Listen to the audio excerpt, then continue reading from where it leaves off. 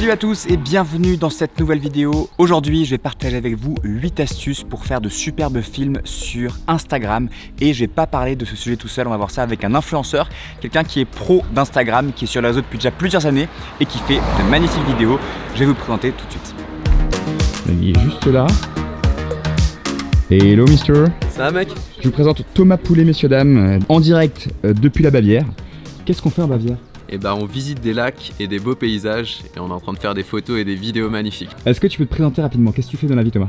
Alors moi je suis blogueur voyage et mode, je travaille principalement sur Instagram et je suis passionné par la photo et la vidéo. Qui différencie pas mal Thomas, je trouve, des autres influenceurs mode et voyage, c'est qu'il y a une grosse dominante vidéo sur ton feed Instagram.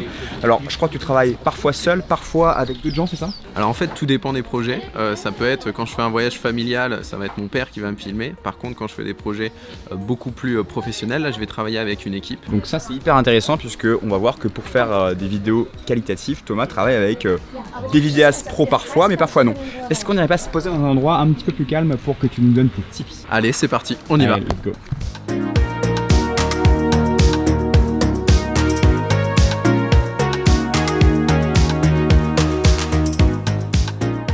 Bon, je crois qu'on a trouvé notre lieu pour balancer les tips là.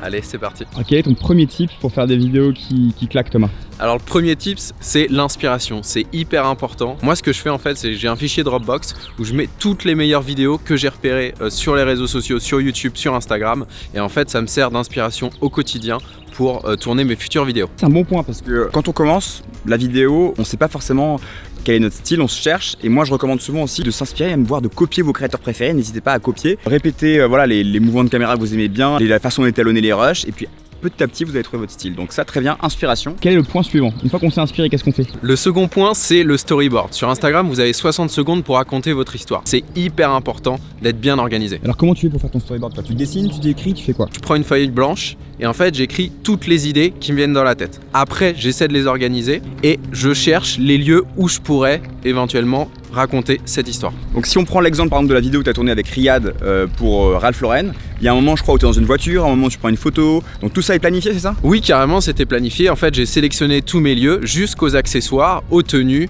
aux looks, aux lunettes, etc. Vraiment dans le moindre détail jusqu'à la couleur de la voiture. Donc ça amène au troisième point qui est, il me semble, le style vestimentaire. Tu accordes une importance particulière aux couleurs des vêtements, c'est ça? Oui, alors dans la vidéo en fait il faut que ça pète, il faut qu'on vous remarque directement. Généralement en fait j'ai toujours un vêtement de couleur. En Islande par exemple j'avais une doudoune orange pour que vraiment on me distingue et qu'on me voit dans la vidéo parce que c'est un écran qui est très petit sur un smartphone et du coup il faut directement être repéré. Le second point c'est que j'essaie toujours d'avoir un accessoire et généralement des lunettes. Pourquoi des lunettes? En fait parce que c'est beaucoup plus facile quand on tourne, il n'y a pas d'erreur ou en mode on cligne les yeux, on ferme les yeux, il y a trop de soleil. Avec des lunettes ça simplifie la post-production. Ok, donc ça c'était toutes les étapes un peu de planification, de pré-production. Donc on parle de storyboard, on parle d'inspiration, de style vestimentaire et maintenant on va passer un petit peu au tournage. Il me semble que tu utilises un type de stabilisateur particulier pour tourner tes vidéos. Quel est-il? Alors moi j'utilise le Webuild de chez Zhiyun. Pourquoi? Parce qu'en fait il est hyper petit et qu'il est facile d'utilisation et du coup je peux tourner avec n'importe qui. Donc uniquement stabilisateur gyroscopique, c'est ça? Pas de glide cam, pas à la main, tu utilises que du stabilisateur gyroscopique. Voilà. Pourquoi? Stabilisateur gyroscopique, c'est tellement simple à utiliser que même un novice peut le prendre en main assez facilement. La dernière vidéo de voyage que tu as sortie, qui est donc sur Miami, c'est ça? Ouais. C'est ton père qui a fait certains plans. Les plans on te voit, c'est ton père et pourtant c'est nickel. Alors comment t'as fait pour le former et lui apprendre à faire des vidéos aussi quali? Alors ça a été hyper rapide, ça a dû prendre 3 minutes pour le former. En fait c'est tout simple, vu qu'on a déjà fait le storyboard, on a déjà toutes les idées et tous les plans en tête, toutes les inspirations, on se les regarde juste avant et du coup après on découpe. Chaque plan je le fais découper et je lui dis voilà tu fais cette action là et je peux avoir n'importe qui, que ça soit mon père ou un novice qui réalise les plans. Ça c'est vraiment super et c'est quelque chose qui peut être réalisé uniquement avec un stab comme ça parce qu'avec un glide cam ça demande une courbe d'apprentissage beaucoup trop longue. Astuce suivante, il me semble que c'est par rapport à la cadence d'image. Je shoot toujours en 120 images par seconde. Quoi? Tu shootes pas en 25 images par seconde? Et non. Attends, normalement si tout le monde m'a écouté, on sait que 25 images par seconde c'est le look cinéma. Pourquoi tu shootes pas en 25 images par seconde, Thomas? Alors 25 images par seconde, oui, c'est le look cinéma. Moi, ça me permet en fait de ralentir en post-production et du coup en fait j'ai beaucoup plus de marge de manœuvre. Je peux mettre mon plan en 25 ou en 100 images et je peux faire des ralentis en fait quand je tourne mon plan. J'ai beaucoup plus de marge de manœuvre en post-production. Donc tu t'en fiches un peu du flou de mouvement naturel, tu préfères shooter en 100, comme ça tu as une marge de manœuvre, tu peux ralentir, accélérer, c'est beaucoup plus simple pour toi. Je shoot en 100 mais je respecte bien le shutter speed, comme ça il y a un petit effet de flou, donc on peut le garder quand même en 25 images par seconde. C'est pas aussi cinématique mais ça permet de garder justement ce flou de mouvement. Très bonne remarque. Moi quand j'ai commencé avec ma chaîne YouTube, quand j'ai commencé la vidéo, je vous disais toujours qu'il fallait shooter en 25 images par seconde. Depuis j'ai un petit peu évolué. Ma vidéo de Bali, j'ai shooté entièrement en 50 images par seconde. Donc vous pouvez quand même avoir un look cinéma avec une haute cadence d'image. Mais c'est vrai que si vous voulez tourner quelque chose à vitesse réelle, la meilleure manière, le meilleur look, c'est le 25 images par seconde. Le problème de ça, c'est que ça laisse vraiment pas de place à l'erreur. Si on rate son plan à 25 images par seconde, c'est finitos. Astuce suivante, tu utilises des plans plutôt longue focale, c'est ça, plutôt serré. Oui, exactement. Alors dans ma composition en général, 60% de mes plans, ça va être des plans serrés. Pourquoi en fait? Parce qu'un écran de smartphone, c'est très petit. Donc il faut qu'on comprenne rapidement l'histoire. Donc j'hésite pas à faire plein d'actions et des plans très serrés. Quelle focale tu utilises? Quelle longueur focale? Quel objectif? Alors j'utilise un 35 mm sur un full frame pour faire mes plans larges. 1.4?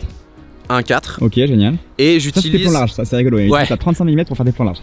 35 mm pour faire mes plans larges et mes plans serrés, je les fais au 55 mm 1.8. Ça c'est super astuce à retenir franchement sur Instagram. Comme c'est petit, ce que tu dis c'est qu'on a envie de voir un plan plus serré, on voit plus de détails, ça donne plus envie et ça permet aux viewers ou à l'utilisateur de rester plus longtemps sur la vidéo, c'est ça. Voilà, exactement. Astuce suivante, il me semble que c'est par rapport au montage, c'est ça? Oui. Comment est-ce que tu montes, Thomas? Alors le montage, en fait, moi, je fais beaucoup de cuts dans mes montages parce qu'il faut que ça soit dynamique sur les réseaux sociaux. Il faut capter l'attention dès les premières secondes. En enchaînant les cuts et les plans dynamiques, ça permet vraiment de garder cette énergie tout au long de la vidéo. Est-ce que tu utilises du remappage temporel? Tu joues avec la vitesse? Je fais les deux, donc j'hésite pas à enchaîner les plans. Je fais du remappage temporel aussi.